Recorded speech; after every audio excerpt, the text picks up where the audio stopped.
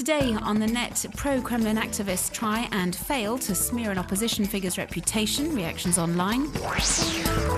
Protesters in Germany are calling for President Christian Wolff's resignation.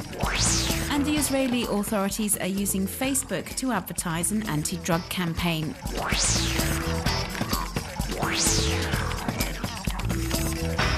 This photo, when the article it illustrates, suggests that blogger and one of Russia's leading opposition figures, Alexei Navalny, has close ties with a man wanted by the police in Russia, exile billionaire Boris Berezovsky. It was published in a newspaper distributed on Saturday by a pro-Kremlin group at an ice sculpture festival in Yekaterinburg, around 1,400 kilometers east of Moscow.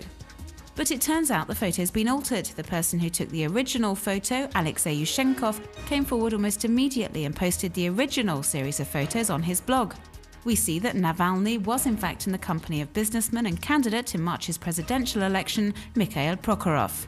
Once the photo had been revealed as a fake, a flurry of parodies appeared on the web, poking fun at this very out-of-date practice of airbrushing photos. We see Navalny with Napoleon Bonaparte, an extraterrestrial, and also Stalin, who in his time also made great use of altered photos for political propaganda purposes. So the pro-Kremlin activist smear campaign against Navalny has backfired and has worked in the anti-corruption blogger's favour.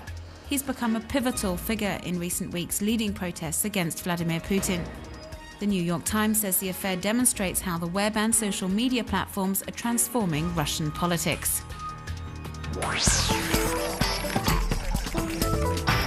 Anger is brewing in Germany with protests against the president, Christian Wolff, who's currently involved in a suspicious private loan scandal. Wolff allegedly tried to hush up the affair by exerting pressure on daily newspaper Bild, asking them not to run the story. His behaviour has triggered lively reactions across the country, with protesters now calling for his resignation.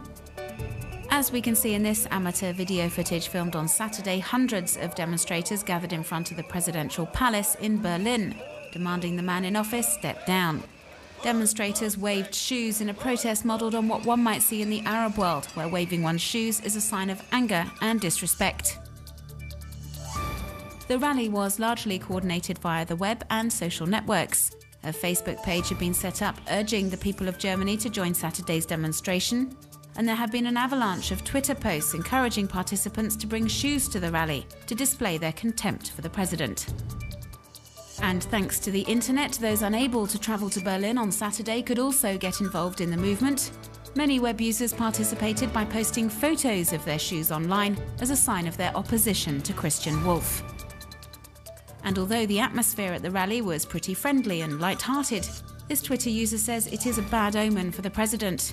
He says this is the first rally against a German president in the history of the state, and the unprecedented opposition could well force him to hand in his resignation.